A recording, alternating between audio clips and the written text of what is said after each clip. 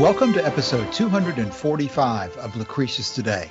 This is a podcast dedicated to the poet Lucretius, who wrote On the Nature of Things, the most complete presentation of Epicurean philosophy left to us from the ancient world. Each week we walk you through the Epicurean texts and we discuss how Epicurean philosophy can apply to you today. If you find the Epicurean worldview attractive, we invite you to join us in the study of Epicurus at epicureanfriends.com, where we have a discussion thread for this and all of our podcast episodes. Today, we're continuing in Cicero's On the Nature of the Gods. We're going to be going back into the text today, starting with section 27. The last several episodes we have devoted to some of the background issues of skepticism that Cotta is bringing in his attack on Epicurean philosophy. We concluded with Cotta attacking the terminology of quasi-blood and quasi-bodies and saying basically, Velleius, you guys don't know what you're talking about. You're trying to conceal the fact that you don't know what you're talking about by using words like quasi-body and quasi-blood.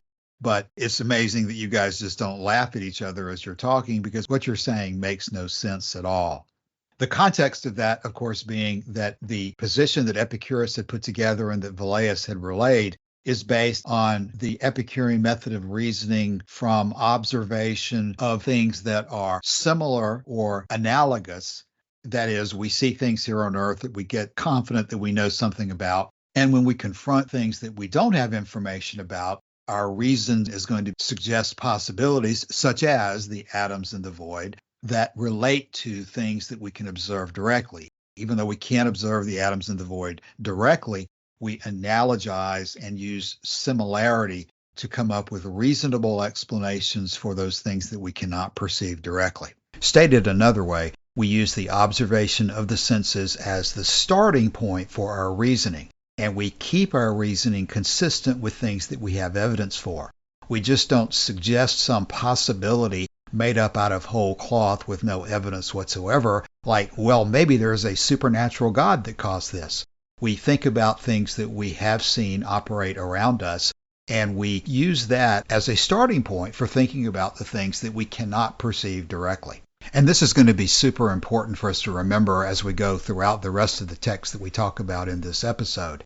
What we're really focusing on in this discussion is the fact that the Epicureans, in talking about the gods, are going to use similarity and analogy. They're going to look to things that we have evidence for as the basis for talking about things that we don't have any evidence about. They're not going to let their speculations just go whole hog without any kind of limitations to reality whatsoever. So when they talk about the bodies of the gods or the blood of the gods, they're going to be saying, well, I don't know the details of how the blood or the body works, but there must be something that acts as similar to a body or as similar to blood, given the way we know that nature operates. It's not going to be supernatural and totally different. There's going to be some means of analogy between the things that we know versus the things that we have not yet seen, but which are also natural.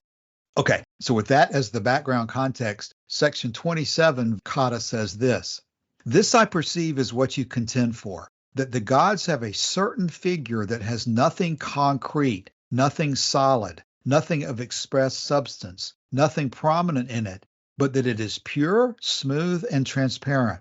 Let us suppose the same with the Venus of Cos, which is not a body, but the representation of a body. Nor is the red which is drawn there and mixed with the white real blood, but a certain resemblance of blood. So in Epicurus's deity, there is no real substance, but the resemblance of substance. Let me take for granted that which is perfectly unintelligible. Then tell me, what are the lineaments and figures of those sketched out deities? Here you have plenty of arguments by which you would show the gods to be in human form. The first is that our minds are so anticipated and prepossessed that whenever we think of a deity, the human shape occurs to us. The next is that as the divine nature excels all things, so it ought to be of the most beautiful form. And there's no form more beautiful than the human. And the third is that reason cannot reside in any other shape." Now, Cotta is then going to go through and take each of those three items and attack them. But before we go into his attack, he's identified three things he's going to talk about. First is that we have a prolepsis or anticipation that whenever we think of a deity, the human shape occurs to us. Point number two is a logical argument that if a divine nature excels all things, it ought to be the most beautiful. And there's no form that's more beautiful than human. And the third is that reason cannot reside in any other shape. Now, of course, those go beyond what Epicurus had said himself in the letter to Menicius, saying that the most important things to think about a god is that they are living beings who are blessed and imperishable. And Velleius himself has said that the rest of a discussion about the gods is something that we're curious about, and we have to use our reasoning as best we can. But the things that we're talking about now do not reach the core level of things that you must believe about a god in order to live a happy life. These issues of the form of the god and whether it's beautiful are things that we're going to be putting our best efforts to come to something reasonable about, but something that's not necessary to take a position on. With the main thrust of where Cotta is going to go is he's going to say, Velleius, you don't know, you are unable to tell me the specifics of whether a god has a body, whether a god has blood, whether a god is beautiful. And because you can't tell me specifically how these things work, I'm going to throw your argument out of court completely.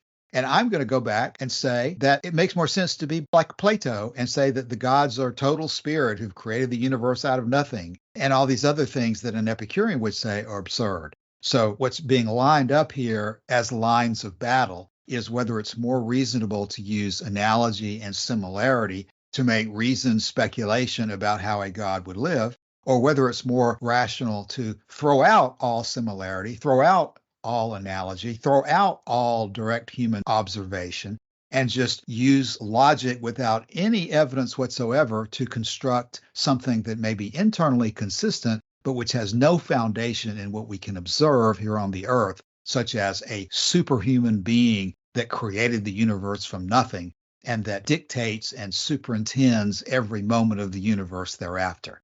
Those kind of things can be speculated about using our imagination, but they have no precedent, no similarity or analogy in what we can see. So an Epicurean rejects that, while Cotta, a skeptic who says nothing can be known, opens the door for anything to be possible. So at the beginning of section 27, he starts out, as you have just said, by describing the gods, according to the Epicurean view, as having nothing concrete, nothing solid, and nothing of express substance. And then he goes on to compare it with the Venus of Cos, C-O-S. And this turns out not to be a sculpture or statue, but a painting. Apelles of Cos, 4th century BC, painted the birth of Venus rising from the foam of the sea. This painting became legendary in the ancient world, and it was moved to Rome by the Emperor Augustus. However, when the historian Pliny the Elder saw it in the 1st century AD, it was already much deteriorated. And as Cassius has pointed out, if you look at a very similar painting in Pompeii, in the so-called House of Venus, this painting does survive, I assume as a fresco, and it's supposed to be based on the one that was done by Apelles in the 4th century. And so we do see the figure of Venus sort of reclined on a shell that is emerging from the sea, and she has attendants that are riding dolphins, and the inside of the shell is a sort of pinkish color. And so what Cotta is saying here is, if you look at a painting, it's a representation of Venus, but it's not Venus herself, and it doesn't have the substance. He says, quote, "Let us suppose the same with the Venus of Cos, which is not a body, but the representation of a body, nor is the red which is drawn there and mixed with the white real blood, but a certain resemblance of blood. So in Epicurus's deity there is no real substance, but the resemblance of substance." And he goes on to say, let me take for granted this, even though it's perfectly unintelligible. So Cotta goes on to say, tell me then what are the lineaments and figures of these sketched out deities? Here you have plenty of arguments by which you would show the gods to be in human form. The first is that our minds are so anticipated and prepossessed that whenever we think of a deity, the human shape occurs to us. Cotta continues, first, let us consider each argument separately. You seem to me to assume a principle, despotically I may say, that has no manner of probability in it.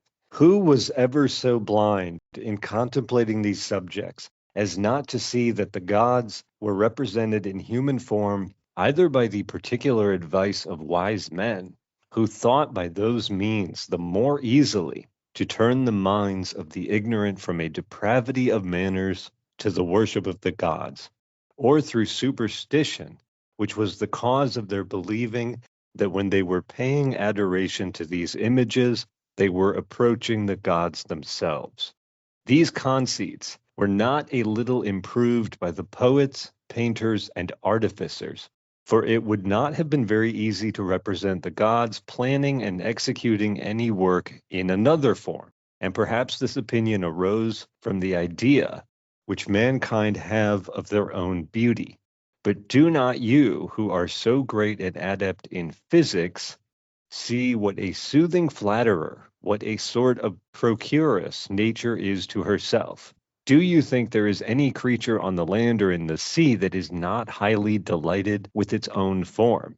If it were not so, why would not a bull become enamored of a mare, or a horse of a cow? Do you believe an eagle, a lion, or a dolphin prefers any shape to its own?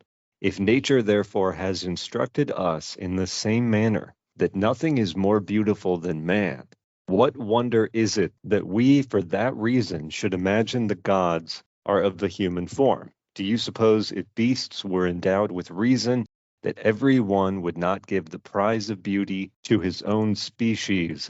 And this relates to that quote that is variously attributed, if triangles had gods, they would have three sides.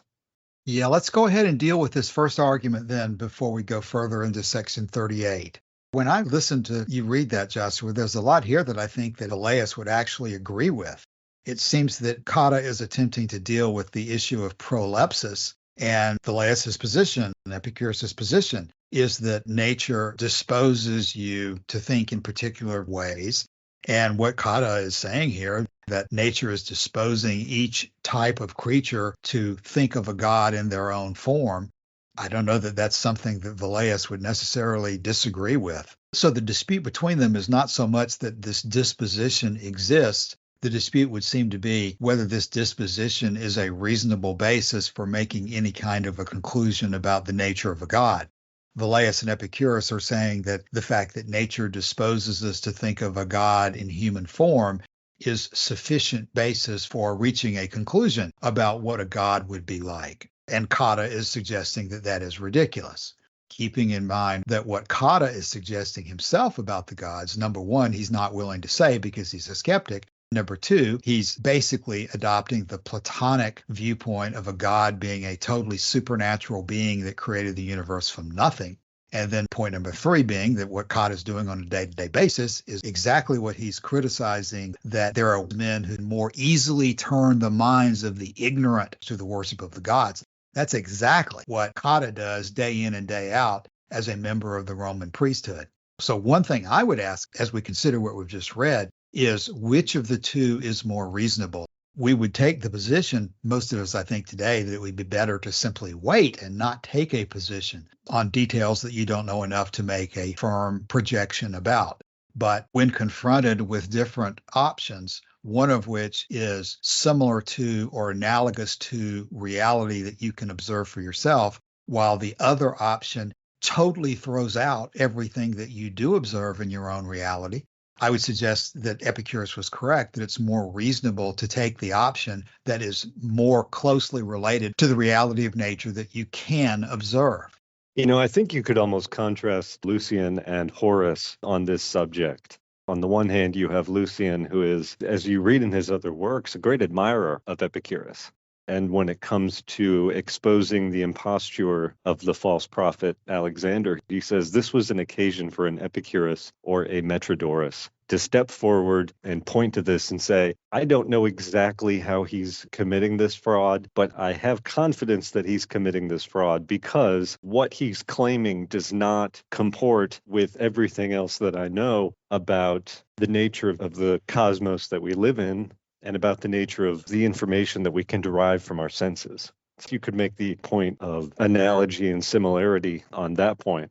On the other extreme, we have Horace, who, when encountering this issue of the gods, Horace, who famously said, "When you want to laugh, you shall find me fat and sleek, a hog out of Epicurus's herd." Later in his career, when Caesar Augustus was on the cusp of taking over power, Horace, by allusion to Lucretius, says that it was the instance of lightning and thunder on a clear day that convinced him that maybe the gods of popular imagination were real after all. He said he had been wandering in the paths of a senseless philosophy, the philosophy of Epicurus. And when I consider those two positions, Horace, and perhaps this is just political expedience on his part, the fear of reprisal for declining to take part in the Roman state religion, when he says, okay, I'm going to let the Epicureanism thing go because I'm trying to save my life here. But if he really was convinced by the flash of lightning on a clear day, we can contrast that to Lucian. Lucian described Epicurus's Kyriai Doxai, his principal doctrines, as the most admirable of his books, with its terse presentment of his wise conclusions, and went on to say that Alexander had no conception of the blessings conferred by that book upon its readers, of the peace, tranquility, and independence of mind it produces, of the protection it gives against terrors, phantoms, and marvels, vain hopes and inordinate desires, of the judgment and candor that it fosters, or of its true purging of the spirit, not with torches and squills and such rubbish, but with right reason, truth, and frankness. So here we have a figure in the ancient world who is grappling with Epicureanism. We have another of his works, The Dialogues of the Dead, when he imagines conversations going on in the underworld. And the point of the story is to demonstrate how silly it is to imagine Alexander the Great having a discussion in the underworld and finding out only on arriving there that he was not a god after all, and so forth. I think there's a lot to be gained from contrasting these two approaches. Horace, if you accept the view that he was genuinely convinced and wasn't just playing an act to save his own skin, then it was the problem of the gods being far removed and not intervening that put him on edge in relation to Epicurean philosophy. And on the other extreme, Lucian, who is saying that we can't go so far as to say that we know any of what's being said about this because we just don't have the evidence. And yet, Epicurus's principal doctrines, as he says, is just about his favorite book. Yeah, Joshua, there's just so much uncertainty surrounding these subjects, even when you compare Horace and Lucian. And of course, what we're talking about now is related to something that Cotta himself has mentioned when he first started talking, that these are friends talking in close quarters among themselves, not necessarily to the public, even though, of course, Cicero is presenting this as a writing for the public. But Cotta is saying that in close quarter circumstances where you're talking among friends, you can afford to be absolutely, if not brutally honest about what you think and what you know and what you don't know. And that's not exactly the situation that Cotta himself was in as a priest of Rome. Why don't we go on to 38 and talk about the issue of beauty? Not just that we identify a god as a human form because we're disposed to through prolepsis or however you want to look at that, but that we're also thinking that gods are the most beautiful. And on the point of speaking frankly among friends, Cotta continues in section 28 of the text when he says this, quote, "Yet by Hercules, I speak as I think, though I am fond enough of myself, I dare not say that I excel in beauty that bull which carried Europa." The bull was Zeus in the myth. And then he goes on, "For the question here is not concerning our genius and elocution, but our species and figure. If we could make and assume to ourselves any form, would you be unwilling to resemble the sea Triton, as he is painted, supported swimming on sea monsters whose bodies are partly human? Here I touch on a difficult point, for so great is the force of nature that there is no man who would not choose to be like a man, nor indeed any ant that would not be like an ant. But like what man? For how few can pretend to beauty? When I was at Athens, the whole flock of youths afforded scarcely one. You laugh, I see, but what I tell you is the truth. Nay, to us, who, after the examples of ancient philosophers, delight in boys, defects are often pleasing. Alcaeus was charming with a wart on a boy's knuckle, but a wart is a blemish on the boy, yet it seemed a beauty to him.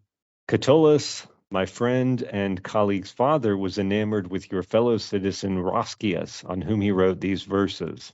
As once I stood to hail the rising day, Roscius appearing on the left I spied. Forgive me, gods, if I presume to say, the mortal's beauty with the immortal vied. In other words, Roscius is more beautiful than a god. Yet he was then, as he is now, squint-eyed. But what signifies that if his defects were beauties to Catullus? In 29, he continues, I return to the gods. Can we suppose any of them to be squint-eyed, or even to have a cast in the eye? Have they any warts? Are any of them hook-nosed, flap-eared, beetle-browed, or jolt-headed, as some of us are? Or are they, this reminds me of that whole long passage in Lucretius about imperfections in people you're attracted to. He says, or are they free from imperfections? Let us grant you that. Are they all alike in the face? For if they are many, then one must necessarily be more beautiful than another. And then there must be some deity not absolutely most beautiful. Or if their faces are all alike, there would be an academy in heaven. For if one God does not differ from another, there is no possibility of knowing or distinguishing them. What if your assertion, Velleius, proves absolutely false, that no form occurs to us in our contemplations on the deity but the human? Will you, notwithstanding that, persist in the defense of such an absurdity? Supposing that form occurs to us as you say it does, and we know Jupiter, Juno, Minerva, Neptune, Vulcan, Apollo, and the other deities, by the countenance which painters and statuaries have given them, and not only by their countenances, but by their decorations, their age and attire. Yet the Egyptians, the Syrians, and almost all barbarous nations are without such distinctions. You may see a greater regard paid by them to certain beasts than by us to the most sacred temples and images of the gods. For many shrines have been rifled, and images of the deities have been carried from their most sacred places by us, in other words, by the Romans. We've ransacked these temples and brought this stuff back to Rome. But we never heard that an Egyptian offered any violence to a crocodile, an ibis, or a cat. What do you think then? Do not the Egyptians esteem their sacred bull, their Apis, as a deity? Yes, by Hercules, as certainly as you do our protectress Juno, whom you never behold, even in your dreams, without a goat skin, a spear, a shield, and broad sandals. But the Grecian Juno of Argos and the Roman Juno are not represented in this manner, so that the Grecians, the Lanuvinians, and we ascribe different forms to Juno, and our Capitoline Jupiter is not the same with the Jupiter Ammon of the Africans. Therefore, this is section 30 now, therefore, ought not a natural philosopher, that is, an inquirer into the secrets of nature, to be ashamed of seeking a testimony to truth from minds prepossessed by custom? According to the rule you have laid down, it may be said that Jupiter is always bearded, Apollo always beardless, that Minerva has gray and Neptune azure eyes. And indeed we must then honor that Vulcan at Athens, made by Alcamenes, whose lameness through his thin robes appears to be no deformity. Shall we therefore receive a lame deity because we have such an account of him? Consider likewise that the gods go by what names we give them. Now in the first place they have as many names as men have languages. For Vulcan is not called Vulcan in Italy, Africa, or Spain, as you are called Velleius in all countries. Besides, the gods are innumerable, though the list of their names is of no great length even in the records of our priests. Have they no names? You must necessarily confess indeed they have none. For what occasion is there for different names if their persons are alike? How much more laudable would it be, Velleius, to acknowledge that you do not know what you do not know, than to follow a man whom you must despise? Do you think the deity is like either me or you? You do not really think he is like either of us. What is to be done then? Shall I call the sun, the moon, or the sky a deity? If so, they are consequently happy. But what pleasures can they enjoy? And they are wise too, but how can wisdom reside in such shapes? These are your own principles.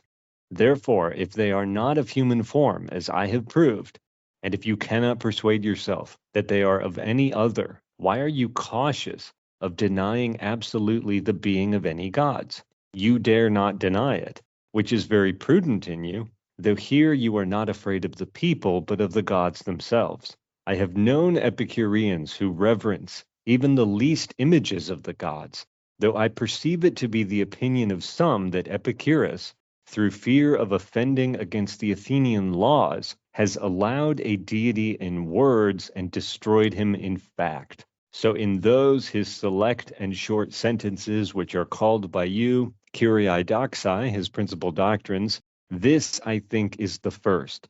That being which is happy and immortal is not burdened with any labor and does not impose any on anyone else. You know, as you were getting near the end of the part that you were last quoting there, at the end of section 30, it becomes interesting how the arguments that Cotta is advancing, he is beginning to put himself in the place of Velleius and say that these are your own arguments, questioning the assertions that other people have made about the gods. And he is right about that. What Velleius and Epicurus are doing is, as they've said in the letter to Menicius, as they say throughout, they are questioning the opinions that people have about the gods because they have stated that these opinions are incorrect. So, as usual with Cotta, it's going to be important to look behind what he's arguing and separate out what part is valid and makes sense and what part goes too far in criticizing what Epicurus and Velleius are doing. Because Epicurus and Velleius, again, are not suggesting that we just accept every notion about the gods that might exist. So if they're not suggesting that we accept every notion of all of the people about the gods, where's the dividing line and what are they willing to accept and what are they not willing to accept? And that's where you go back into the issues of prolepsis and the basic fixtures that underlie the discussion of the gods conceptually, but which don't lead to the kind of specifics that Cotta is attempting to get Velleius to pledge himself here to. And that's the important thing. What is Cotta doing with his argument other than pointing out that because, Velleius, you don't have the details down specifically, nothing that you have said can be justified?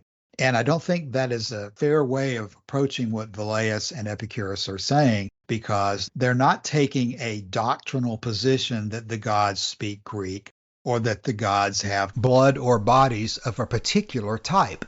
There's a difference in the level of proof and the level of argument that Epicurus is making about the gods being blessed, imperishable, and living beings versus all of these other details. And where Cotta's argument begins to come apart is the presumption that Cotta is making.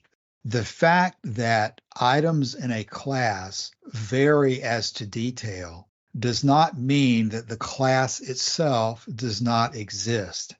The basic assertions that you're making about a class do not depend on uniformity of appearance or uniformity of beauty or uniformity of things that are not key properties of the things that you're talking about. Some men have beards and some men shave.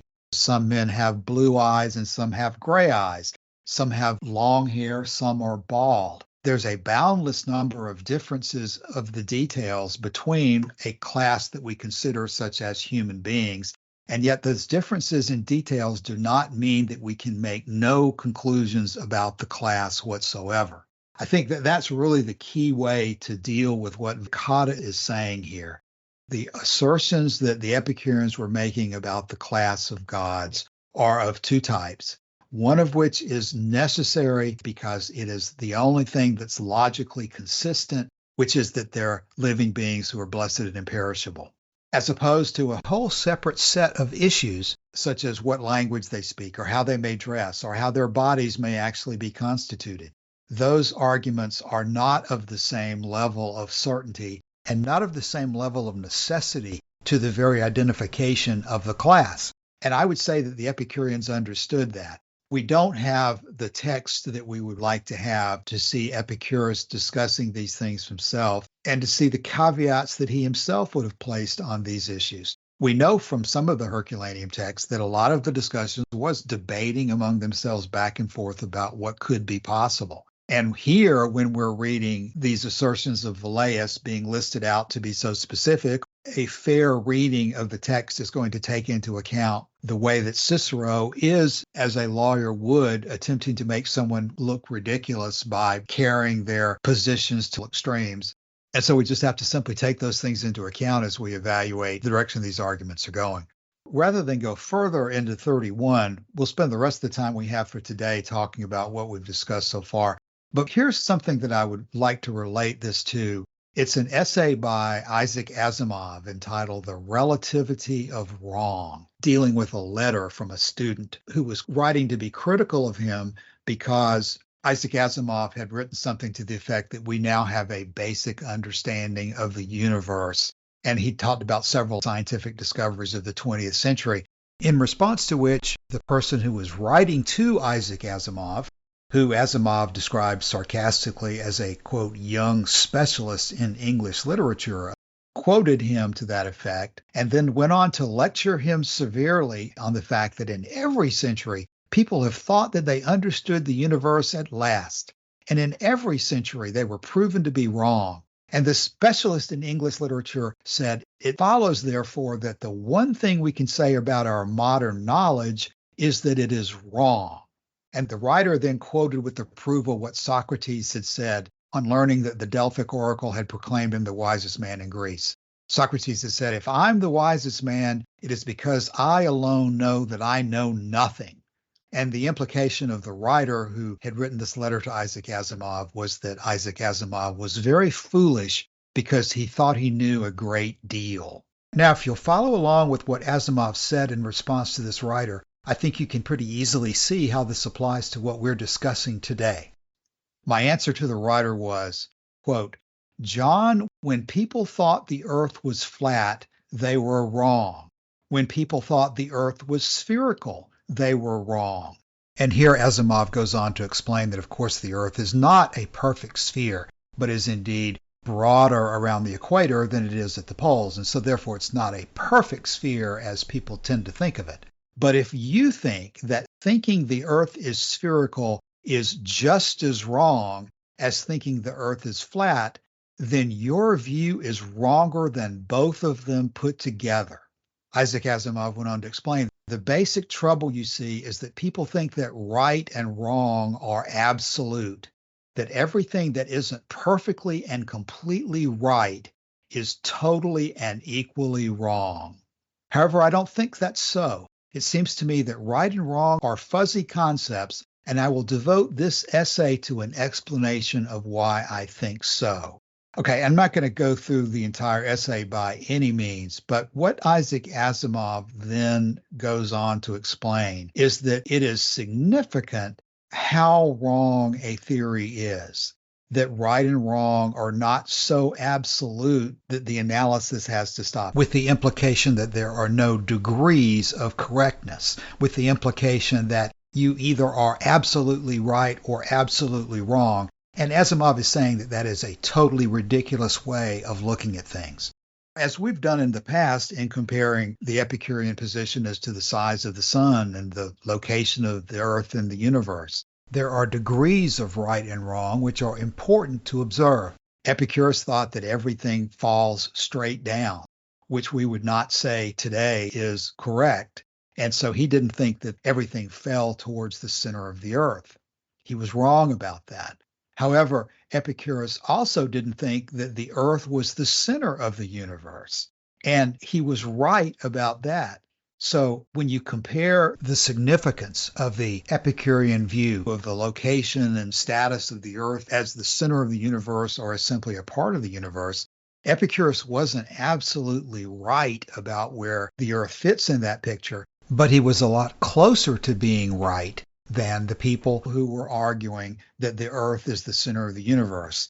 Now, in that picture, the issue is right and wrong as relevant to us in relation to what that means to human beings and how we live our lives happily It is much more correct to think that we are not the center of the universe than it is to think that we are.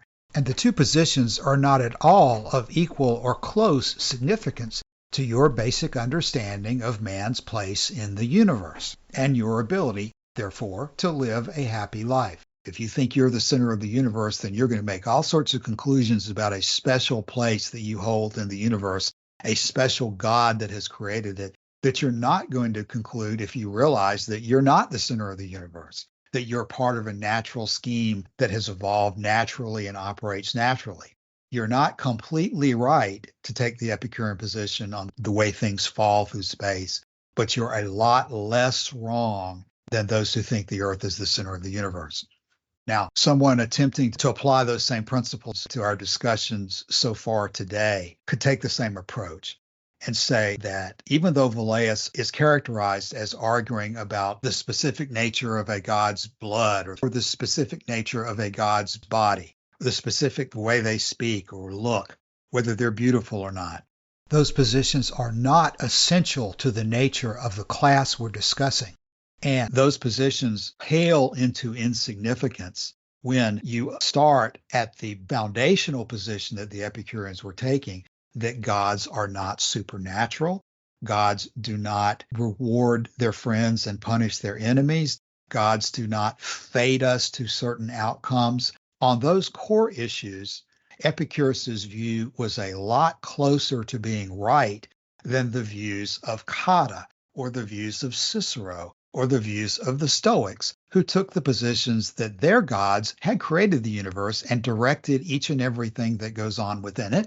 And to boot, at the end of the day, they sentence men to rewards in heaven or eternal punishment in hell. Those are far more significant, and we would say incorrect, positions about the nature of the gods than the Epicureans were taking. So I would highly recommend this entire article by Isaac Asimov, because he's obviously a scientist of much greater ability than I will ever dream of being in terms of explaining how these positions should be viewed in terms of less wrong or more wrong, and not in terms of absolute wrong or right.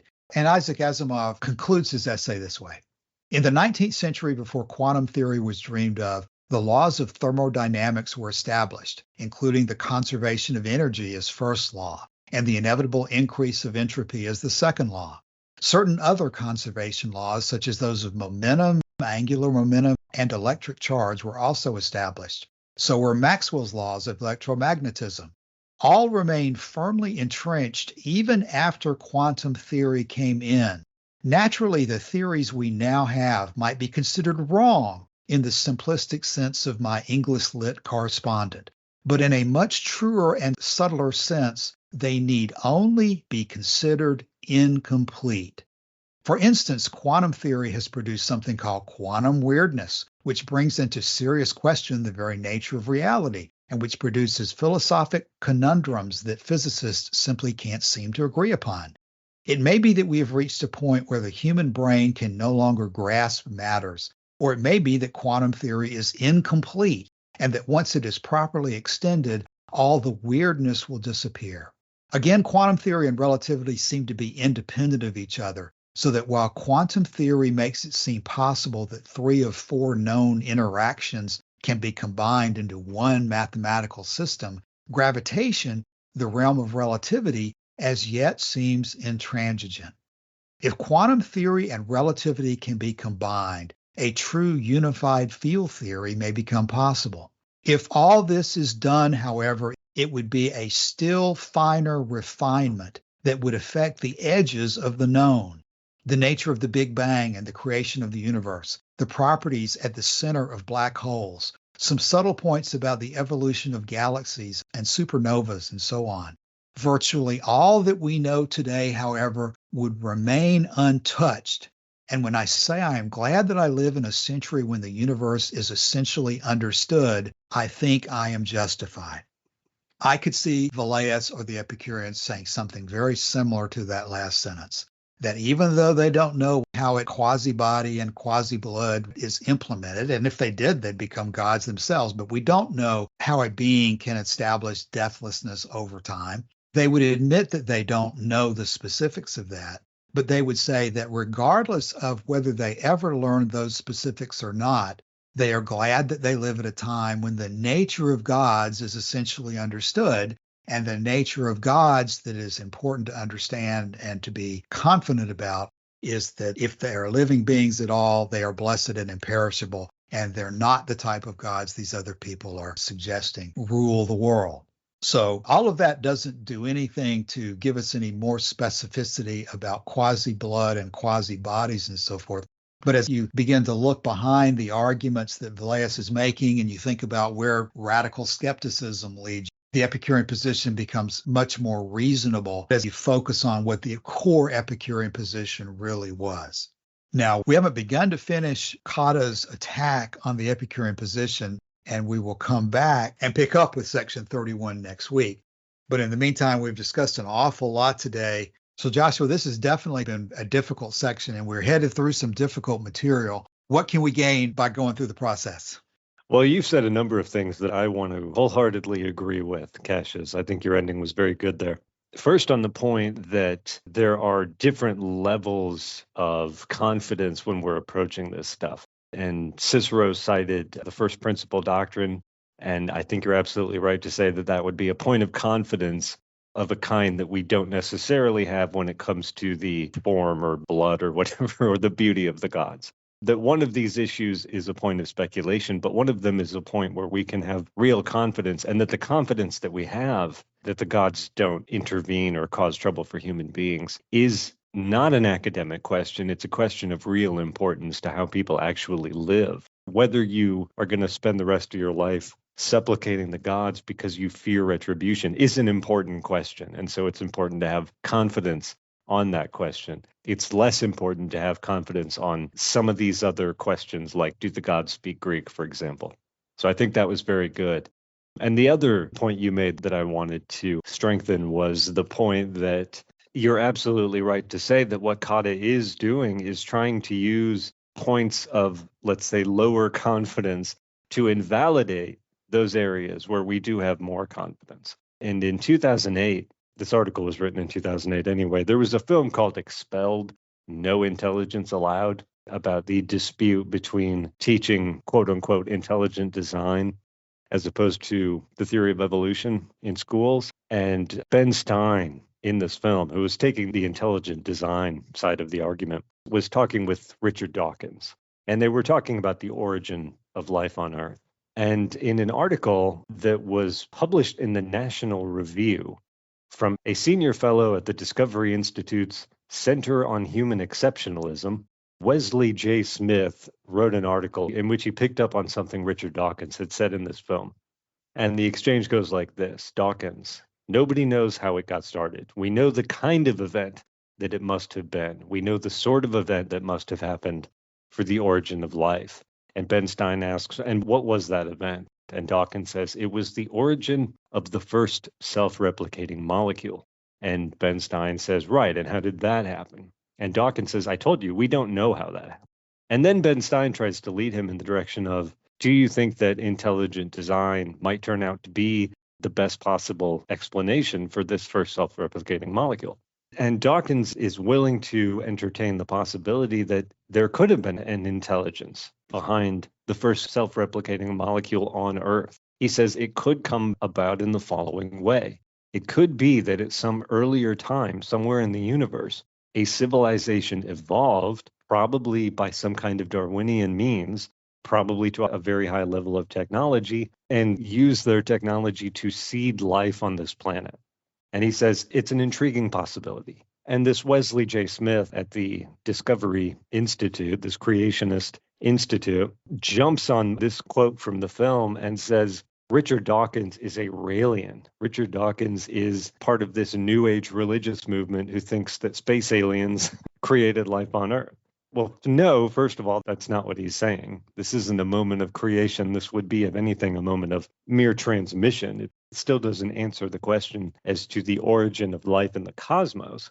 It's one possible explanation for how life got to be the way that it is on our particular planet in the cosmos. But there's nothing supernatural about what Richard Dawkins was saying. And saying that Richard Dawkins is essentially a Raelian, that's R-A-E-L-I-A-N, E.L. I think that guy was French who came up with this religion.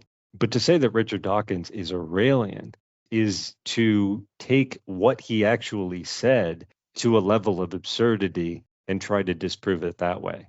When actually what Richard Dawkins was saying was, I don't know how life originated on Earth. It's possible that the first self-replicating molecule originated because of proteins acting in a certain way under radiation or whatever, under certain very specific conditions. It's possible that life on Earth was seeded from another world. One possibility that's still entertained is that very early self-replicating molecules were brought to this planet by, say, an asteroid, for example, that was split off of another planet that already had life. The point is, we're entertaining possibilities here. This is not the same as saying that we're taking a religious position that life was seeded by space aliens. I wish you told me you had that article, Joshua, because I've never read that and I'm looking forward to reading it. But I think it's exactly the analogy that I'm trying to draw here, that Richard Dawkins, in suggesting that possibly here on Earth, we could have been seeded by some alien civilization. That's the kind of thoughtfulness I think that you have to follow here. You can maintain that at the universe level, it all makes sense that everything is natural without any kind of intelligent design. But we know from the fact that we're alive and we think we're intelligent, I believe this is in DeWitt, an unintentional nature has evolved a creature with intelligence. We have intelligence ourselves today, and we are moving forward ever further, it seems like, in colonizing other planets and understanding the way that biology works and being able to create new types of biological units ourselves.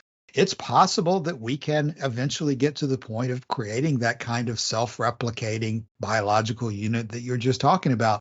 But if we do, as humans, eventually get to that point, that says nothing about where the universe itself came from. It just shows that in a particular location at a particular time, a species of life can alter its environment in a way that is totally natural and does not involve any kind of supernatural faculties or abilities at all. Hopefully one day we will have more Herculaneum texts and more ability to decipher and understand the ones that we do have. I would predict that if we do get more material, we're going to find that the same kind of conversation that you're attributing to Richard Dawkins there is probably what the Epicureans were doing. They were attempting to use their knowledge and rationality to the extent that they possibly could to understand the universe and talk about how things can come into being. And in the same way that Ben Stein was attempting to make Richard Dawkins look ridiculous, Cicero and others attempt to make the Epicureans look ridiculous by seizing on isolated statements that in their original context could easily have been nothing more than speculation, and attempting to raise those statements to the same level as Epicurus saying that gods are living beings who are blessed and immortal, when it was never meant to have that same level of assertiveness about it. So that sounds like a great article, and we'll definitely place links to that one and to the Isaac Asimov article into the show notes for today. There's another discussion somewhere on the forum from a few years ago about the question of the size of the sun, and it relates to what you were just describing, Cassius. I'll find some stuff and post it into the thread. Okay, well, we're going to come back next week and pick up in section 31. We'll go through the specifics of Cotta's criticisms and mine what information we can, but we'll keep in mind what's really going on in the background and the basis of his arguments. These are fascinating subjects to talk about. We'll continue with them next week. In the meantime, be sure to drop by the forum. Let us know if you have any comments or questions about the things we've said today or anything about Epicurus you'd like to discuss. Thanks for your time this week. We'll be back soon.